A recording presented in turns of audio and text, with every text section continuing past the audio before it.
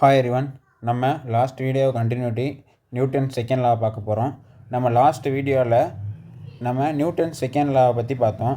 அந்த வீடியோவில் என்ன பார்த்தோம் அப்படின்னா, நம்ம நியூட்டன் செகண்ட் லாவை பற்றி எனக்கு ஒன்றுமே தெரியாது, நான் ஜீரோவில் இருக்கேன் அப்படின்னா, நீங்கள் அந்த வீடியோ பார்த்தீங்கன்னா நீங்கள் 0 to 1 அந்த ஸ்டேஜுக்கு வந்துடுவீங்க. அதாவது அந்த வீடியோவில் நியூட்டன் செகண்ட் லாவோட பேசிக் கொஸ்டின் எல்லாமே நடத்தியிருப்போம். இந்த வீடியோவில் நம்ம என்ன பார்க்க போகிறோன்னா, அந்த வீடியோவில் பேசிக் கொஸ்டின்லாம் பார்த்தோம்ல, இந்த வீடியோவில் அந்த பேசிக் கொஸ்டினை வச்சு அப்ளிகேஷன் பார்க்க போகிறோம். ஸோ அதனால் உங்களுக்கு நியூட்டன் செகண்ட் லா பற்றி ஒன்றுமே தெரிலனா இந்த வீடியோ பார்த்துருங்க. அந்த வீடியோ லிங்க் வேணால் டிஸ்கிரிப்ஷனில் தரேன். இந்த வீடியோ பார்த்தீங்கன்னா நீங்கள் அடுத்த லெவலான கொஸ்டின்லாம் ஈஸியாக அப்ரோச் பண்ணலாம். வாங்க பார்க்கலாம். A body is moving with uniform velocity. What is the net force acting on it according to Newton's second law? அதாவது நீங்கள் இந்த கொஸ்டின் இல்லை, நீங்கள் நியூட்டன் செகண்ட் லா ரிலேட்டடாக நீங்கள் எந்த கொஸ்டின் எடுத்தாலுமே உங்களுக்கு ஒரு ஐடியாவே வரலன்னா இந்த ரெண்டு ஃபார்மில் எழுதிடுங்க. F is equal to ma, F is equal to rate of change of momentum. இந்த ரெண்டு ஃபார்முலா தான் நியூட்டன் செகண்ட் லாவே இருக்குது. அதனால் உங்களுக்கு எந்த ஐடியாவுமே வரலன்னா இந்த ரெண்டு ஃபார்முலா எழுதிடுங்க. இப்போ இந்த கொஸ்டின் பார்த்தீங்கன்னா, a body is moving with uniform velocity. Uniform வெலாசிட்டியில் போகிறப்போ ஃபோர்ஸ் என்ன அப்படின்னு கேட்குறாங்க. இப்போ F is equal to ma இந்த ஃபார்முலா நீங்கள் எடுத்திங்கன்னா இதில் வெலாசிட்டி இருக்கா? வெலாசிட்டியே இல்லை. ஆனால் ஆக்சிலரேஷனாக நமக்கு என்ன தெரியும்? ஆக்சிலரேஷன்னா rate of change of velocity. இது எல்லாத்துக்குமே தெரியும். தெரியாதவங்களுக்கு சொல்கிறேன். அதாவது ரேட் ஆஃப் சேஞ்ச் ஆஃப் வெலாசிட்டின்னு என்னென்னா, இப்போ நீங்கள் வீட்டில் சைக்கிள் எடுத்துகிட்டு 1 மீட்டர்/செகண்டில் கிளம்புறீங்க. நீங்கள் ஒரு ப்ளே கிரவுண்டுக்கு போகிறீங்க. அங்கே 100 மீட்டர்/செகண்டுக்கு போயிட்டுருக்கீங்க. இதில் டைம் 10 செகண்ட் ஆச்சு. அப்போ நீங்கள் வீட்டிலேருந்து 1 மீட்டர்/செகண்ட் கிளம்பி ப்ளே கிரவுண்டுக்கு 100 மீட்டர்/செகண்டில் போயிட்டுருக்கீங்க. இதுக்கு டைம் 10 செகண்ட்னா நீங்கள் போக போக வெலாசிட்டி இன்க்ரீஸ் ஆகிட்டே போகுது. அப்போ ஆக்சிலரேஷன் வரும். அப்போது வெலாசிட்டி சேஞ்ச் ஆனால் தான் ஆக்சிலரேஷனே வரும். இங்கே யூனிஃபார்ம் வெலாசிட்டின்னு கொடுத்துருவாங்க. யூனிஃபார்ம் வெலாசிட்டின்னு என்ன? வெலாசிட்டி சேஞ்ச் ஆகலை. வெலாசிட்டி சேஞ்ச் ஆகலைன்னா ஆக்சிலரேஷன் வராது. அப்போது இது 0. அப்போ m இன்ட்டு a 0னா அப்போ m இன்ட்டு 0 தான். அப்போ f 0 தான். அப்போ இங்கே இந்த ஆன்சர் என்னென்னா ஆப்ஷன் A 0 தான் ஆன்சர். இப்போ next question. A car of mass 100 kg has acceleration of 2 meter/second. What does force engine exert on it friction is equal to 200 Newton. அதாவது ஏற்கனவே சொல்லியிருக்கேன், நியூட்டன் செகண்ட்லானாலே இந்த ஃபார்முலா தான் எழுதிடணும்.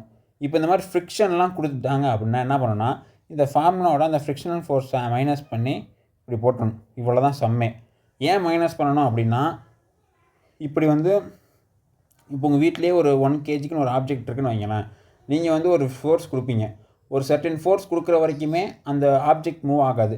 ஆனால் ஒரு லிமிட்டை தாண்டி கொடுத்தீங்கன்னா அந்த ஆப்ஜெக்ட் மூவ் ஆயிரும்ல. அந்த லிமிட்டு வரைக்கும் இருக்கிறது தான் ஃப்ரிக்ஷன். அதாவது இந்த ஆப்ஜெக்ட்டு ஃப்ரிக்ஷன் 1 நியூட்டன் அப்படின்னா நீங்கள் 1.1 நியூட்டன் கொடுத்தா தான் இந்த ஆப்ஜெக்ட் மூவ் ஆகும். அதாவது ஃப்ரிக்ஷனுக்கு அதிகமாக கொடுத்தா தான் மூவ் ஆகும். அப்படி இதன்படி பார்த்தா 200 நியூட்டன்னா 201 நியூட்டன் கொடுத்தாலே மூவ் ஆகிரும் காரு.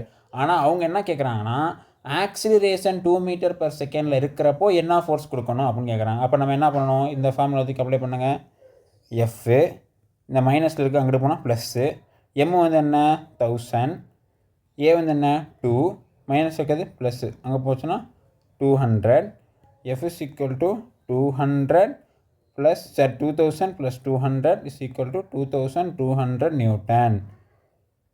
எங்கே இருக்குது? Option C. அதாவது அவங்க இந்த ஆக்சிலரேஷன்லாம் கொடுக்காம நார்மலாக கேட்டாங்கன்னா 200க்கு மேலே எந்த ஃபோர்ஸ் கொடுத்தாலும் கார் மூவ் ஆயிரும். ஆனால் அவன் ஆக்சிலரேஷன் இந்த 2 மீட்டர்/செகண்ட் கொடுக்குறப்போ நம்ம இந்த மாதிரி மெத்தட் தான் யூஸ் பண்ணணும். அதாவது நீங்கள் இந்த ஃபார்முலா யூஸ் பண்ணுங்கள். ஃப்ரிக்ஷனை கேட்டால் அதை மைனஸ் பண்ணி விட்ருங்க. அவ்வளோ சிம்பிளாக சொல்லணும்னா அவ்வளோதான். அடுத்த question. A bullet of mass 10 gram is fired with velocity 400 meter/second from a gun of mass 2 kg. Find the recoil velocity of the gun. இந்த மாதிரி சம்மு வந்தாலே என்ன பண்ணுறீங்கன்னா இப்படி எழுதிருங்க.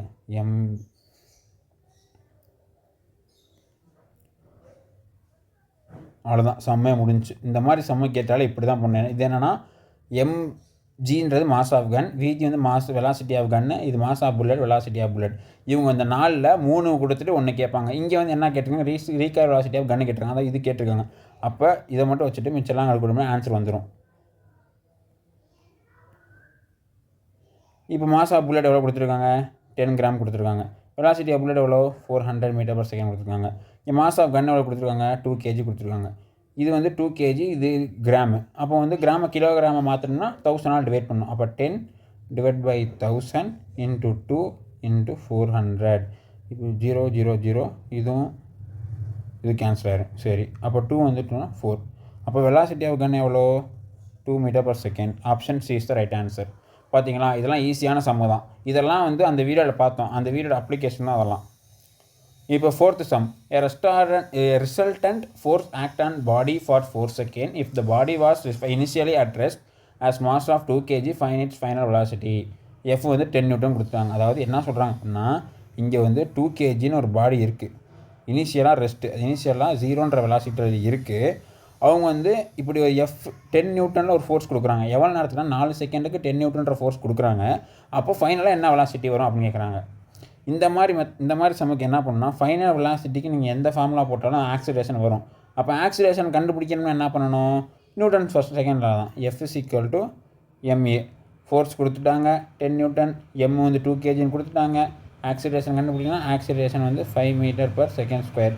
ஆக்சிலரேஷன் வந்துடுச்சா, நீங்கள் ஈஸியாக கண்டுபிடிச்சிடலாம். v = u + at போடுங்க. ஃபைனல் வெலாசிட்டினா v, அதான் கேட்குறாங்க. v = u என்ன? 0. ஆக்சிலரேஷன் வந்து என்ன? 5. டைம் வந்து எவ்வளோ? 4. அப்போ வந்து மல்டிபிள் பண்ணிங்கன்னா 20 மீட்டர்/செகண்ட். ஆப்ஷன் எங்கே இருக்குது? Option first. அதாவது எல்லா சம்முலையுமே F = ma வந்துடுது. அப்போது நியூட்டன் செகண்ட்லானாலே ஏற்கனவே சொல்லியிருக்கேன், F = ma இல்லைனா F = rate of change of momentum. இது 2 ஃபார்முலா ஞாபகம் வச்சுக்கோங்க. அடுத்து, a 600 kg rocket is set for vertical firing. If the exact speed is 1000 meter/second, the mass of gas ejected per second to the supply thrust needed to overcome weight of the rocket. இந்த rocket some கேட்டாங்கன்னா என்ன பண்ணணும்னா, F = ma வந்து இப்படி எழுதணும். 1 dm/dt × v. இது வந்து mass வந்து சேஞ்ச் ஆச்சுன்னா, இல்லை சில நேரத்தில் வெலாசிட்டி சேஞ்ச் ஆகிற மாதிரி கொடுக்கணும். அப்போ dv/dt × m. இந்த 2 மெத்தட் தான் கேட்பாங்க. அதை தாண்டி ஒன்றும் வராது. அப்போ F வந்து என்ன?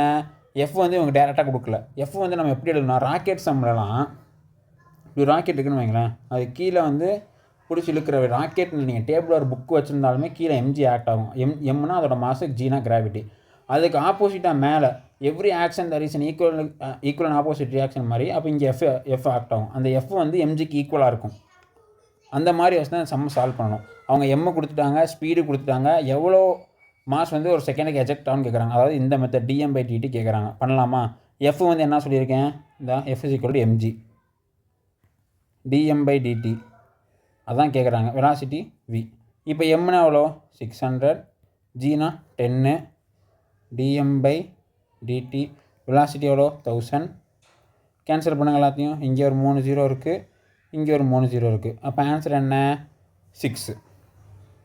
புரிஞ்சா? இது ஒரு ஃபார்முலா இருக்குது, அவ்வளோதான். இந்த 3 ஃபார்முலா. ஒன்று வந்து F = ma, F = rate of change of momentum, இன்னும் F = ராக்கெட் சம்மு. அடுத்து 6வது சம்மு. இதுவும் ராக்கெட் சம் தான். ஆனால் இதில் வந்து என்ன ஒரு வித்தியாசம் அப்படின்னா, a 5000 kg rocket is set for vertical firing. Exact speed வந்து 800 metre per second. To give an initial upward acceleration of 20 metre per second square.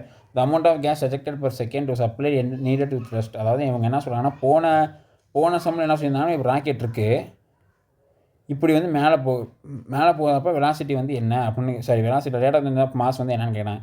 இந்த வீடியோவில் வந்து என்ன கொடுத்துருக்காங்கன்னா, ஆக்சிலரேஷன் கொடுத்துருக்காங்க. அப்போ எப்படி சால்வ் பண்ணணும் அப்படின்னா, இந்த மாதிரி ஆக்சிலரேஷன் கொடுத்துட்டா ராக்கெட் மேலே போகுதா, மேலே வந்து ஒரு ஆக்சிலரேஷனோட போகும். கீழே வந்து ராக்கெட்டை வந்து mgன்ற ஃபோர்ஸ் இருக்கும்.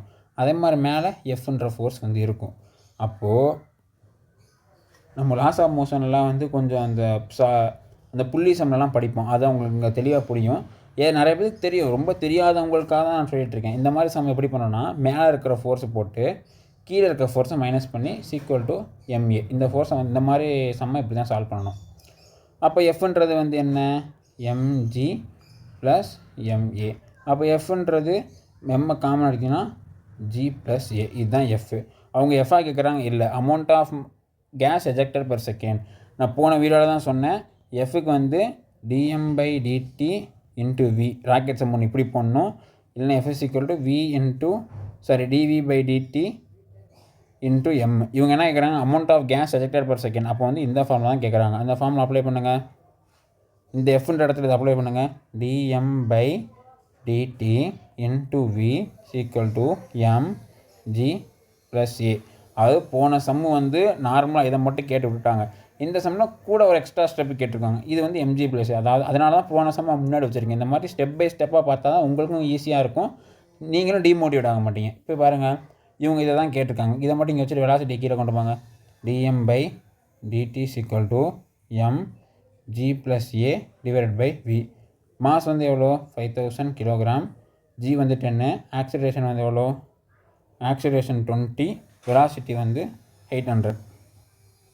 ஆக்சிலரேஷன் வந்து 20, வெலாசிட்டி வந்து 800.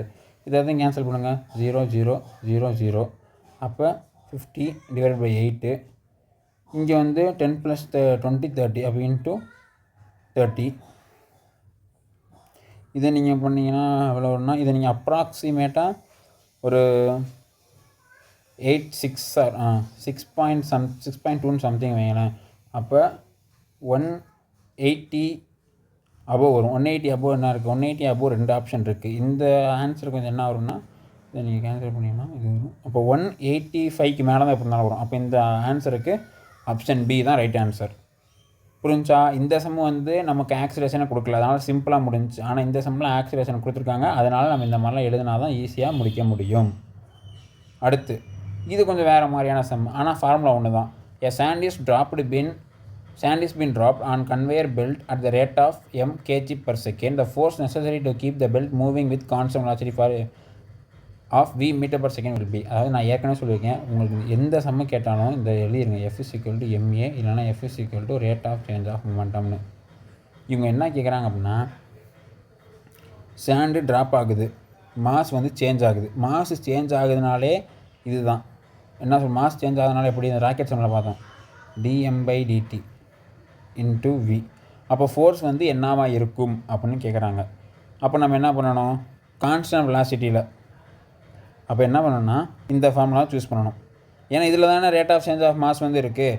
அந்த ரேட் ஆஃப் சேஞ்ச் ஆஃப் மாஸை தான் அவங்க mkg/s கொடுத்துருவாங்க. அதாவது dm/dt = m, இதை தான் அவங்க கொடுத்துருக்காங்க. அப்போ அந்த இடத்துல m போடுங்க. v வந்து அவங்க கான்ஸ்டன்டாகவே இருக்குன்னு சொல்லிட்டாங்க. அப்போ வந்து v. அப்போ f வந்து எவ்வளோ? mv. இந்த ஆப்ஷன் எங்கே இருக்குது? Option C right answer. ஈஸியான சம் தான். அதே மாதிரி தான் இதுவும் 8th sum. A satellite in force free space sweep stationary interplanetary dust at a rate of dm/dt α/v. dm/dtன்றது α/v. m வந்து மாஸ், vன்றது ஸ்பீடு, ஆல்ஃபான்றது கான்ஸ்டன்ட், ஆக்சிலரேஷன் ஆஃப் சேட்டலைட். அதாவது ஒன்றுமே இல்லை, போன சம்மில் வந்து இப்படி பார்த்தோம்ல, f வந்து dm/dt × vன்னு போட்டு சால்வ் பண்ணோம்ல. இந்த சம்மில் என்ன பண்ணுறோன்னா, F = mn ஃபார்முலா இருக்குல்ல, அதை இங்கே F = mn போட்டு அதே மாதிரி dm/dt × v. இவங்க என்ன கேட்குறாங்க, ஆக்சிலரேஷன் கேட்குறாங்க. ஏவை மட்டும் வச்சுட்டு எம்மை கீழே கொண்டு போகிறான், வேறு எதுவுமே இல்லை. இவங்க போன சம்மில் dm/dtக்கு வந்து m கொடுத்துருந்தாங்களே, இந்த சம்மில் வந்து பாருங்கள் α/v கொடுத்துருவாங்க. அப்போ α/v போடுங்க. α/v, இங்கே ஒரு v இருக்குது, /m. அப்போ α/v²/m. இந்த ஃபோர்ஸ் வந்து ஆப்ஷன் வந்து எங்கே இருக்குது? ஆப்ஷன் 4 தான் வந்து ரைட்டான ஆன்சர். ஏன் வந்து எல்லா ஆப்ஷனில் மைனஸ் கொடுத்துருக்காங்க அப்படின்னா, அந்த சேட்டலைட்டில் வந்து டஸ்ட்டு வந்து ஆட் ஆகிட்டே போகுது. அப்போ வந்து மாஸ் இன்க்ரீஸ் ஆகிட்டே போகுது. இப்போ மாஸ் இன்க்ரீஸ் ஆகிட்டே போனால் வெலாசிட்டி குறையும். அப்போ வந்து ரீட்டார்டேஷன், அதனால் டைரக்ஷன் வந்து ரிவர்ஸில் போகும். அப்போ வந்து அதோட இது சைன் வந்து ஸ்லோவாகிறத வந்து ரெப்ரசன்ட் பண்ணுது. இப்போ இந்த வீடியோவில் பார்த்தீங்கன்னா ஃபஸ்ட்டு வீடியோவோட அதை விட கொஞ்சம் கஷ்டமான சம்மெல்லாம் பார்த்துருக்கோம். இந்த மாதிரி நிறைய டாபிக் வேணும்னா உங்களுக்கு என்ன டாபிக் வேணுமோ அந்த டாபிக் கமெண்ட் பண்ணுங்கள். இந்த மாதிரி பிகினர்ஸு இந்த மாதிரி நான் ஈஸியான சம்மில் வந்து போகணும், எனக்கு ஃபிசிக்ஸ்னால் ஒன்றுமே தெரியாது, நான் கொஞ்சம் டெவலப் பண்ணணும்னு நீங்கள் நினச்சிங்கன்னா நாங்கள் உங்களுக்காகவே ஃபிசிக்ஸ் 180 சீரீஸ் அப்படின்னு ஒரு சீரீஸ் வந்து நடத்திட்டு வரோம். அதில் ஜாயின் பண்ணணும்னு நீங்கள் நினச்சிங்கன்னா இன்ஸ்டாகிராம் லிங்க் டிஸ்கிரிப்ஷனில் இருக்குது. இன்ஸ்டாகிராமுக்கு டிஎம் பண்ணுங்கள், I want physics 180 சீரீஸ்னு. அதோட கோர்ஸ் ப்ரைஸ் வந்து எவ்வளோன்னு பார்த்தீங்கன்னா ஜஸ்ட் 19 rupees தான். ஸோ உங்களுக்கு அஃபோர்டபுளாகவும் இருக்கும். தேங்க்யூ.